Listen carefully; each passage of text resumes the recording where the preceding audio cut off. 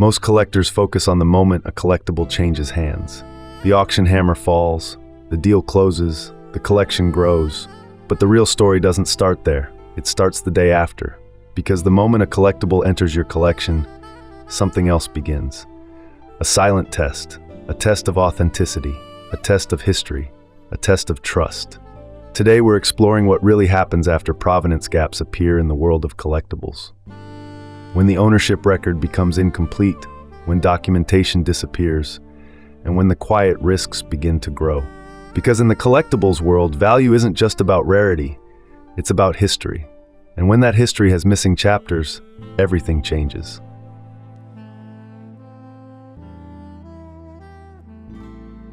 Let's start with the moment everyone remembers, the purchase. Maybe it was a rare coin discovered at auction, a vintage watch found in a private sale, a sports card pulled from an old family collection. The price felt right, the item looked authentic, and the seller seemed credible. Collectors often trust a mix of things in that moment: the reputation of the seller, the appearance of the item, the excitement of acquiring something rare. Sometimes there's partial documentation. A receipt from a previous auction, a vague story about where the item came from, a note saying it was part of a private collection. And at the time, this decision made sense, because in the moment of acquisition, what matters most is what you can see. But provenance isn't about what's visible, it's about what happened before. And sometimes, parts of that story are missing. The day after the purchase, everything still feels fine. The collectible is safely stored. The collector is excited. Friends might admire the new addition. Maybe the item even receives validation. An appraisal looks positive. Online collectors compliment the find. Market prices continue rising. In fact, the purchase may look like a great decision. Nothing appears wrong. And that's exactly why provenance gaps are so dangerous. Because they rarely cause problems immediately. Instead, they sit quietly in the background, unnoticed, like a missing page in a book no one has tried to read yet.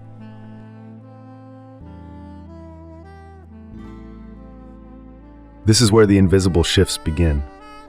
Over time, collectors start asking deeper questions. Where exactly did this item come from? Who owned it before the last sale? Was it part of a documented collection, or did it appear suddenly on the market?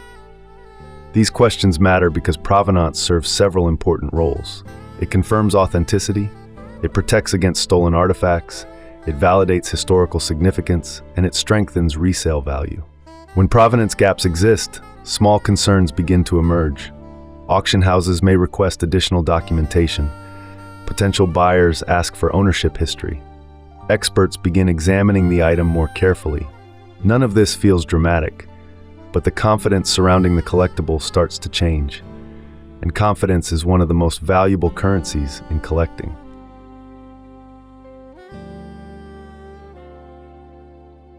The consequences don't arrive loudly, they arrive slowly. Years later, a collector decides to sell the item. An auction house reviews the documentation, and suddenly, the missing history becomes a problem. The item might still be authentic, but uncertainty now surrounds it. Without a complete ownership record, buyers hesitate. Auction houses may lower estimated value. Some collectors walk away entirely. In rare cases, provenance gaps can raise legal questions if an item might have been stolen or improperly exported decades earlier. From the outside, this can look like a sudden problem.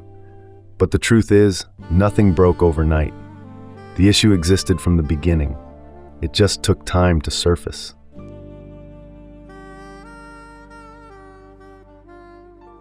Most collectors don't ignore risks. They simply don't see them yet. Several psychological factors make provenance gaps easy to overlook. Excitement plays a major role. When collectors discover a rare item, the desire to secure it quickly can outweigh deeper investigation. There's also overconfidence. Collectors often trust their instincts, their knowledge, or the reputation of the seller. Another factor is process blindness. Many collectors focus on the item itself, its design, rarity, and condition, rather than its documented journey through history. And finally, there's emotional investment. Once someone believes they've acquired a special piece, it becomes difficult to question that belief. These biases don't make collectors careless. They make them human.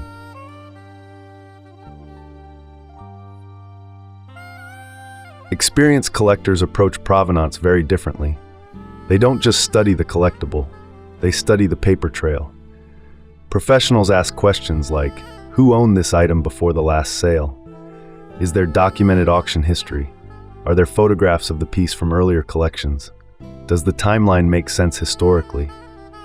They also watch for certain signals, sudden appearances of supposedly rare items, gaps of decades in ownership history, unverifiable private collections. Experienced collectors understand that provenance isn't just documentation. It's a story that must make sense from beginning to end. And when that story has missing chapters, caution becomes essential.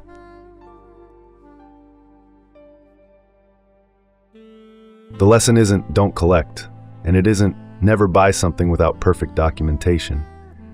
The lesson is simpler. Plan for the day after. Before acquiring a collectible, ask one powerful question. If I needed to sell this item in 10 years, would its history still make sense? Because collectibles don't just carry value, they carry narratives.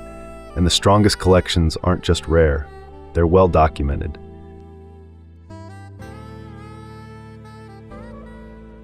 Most collectibles don't lose value the moment they're purchased. The risks appear later, in the years that follow, when collectors, historians, and buyers begin asking deeper questions about the past. And that's why provenance matters, because every collectible tells a story, and the value of that story depends on how complete it is. If this episode changed how you think about provenance, that's exactly the point. This is the day after, and next week, we'll explore what happens after restoration alters the authenticity of collectibles. Until then, keep collecting, stay curious, and always look beyond the moment. And if you want to document your collection, track its history, and connect with collectors worldwide, explore my premium collection. Because the best collections aren't just owned, they're preserved.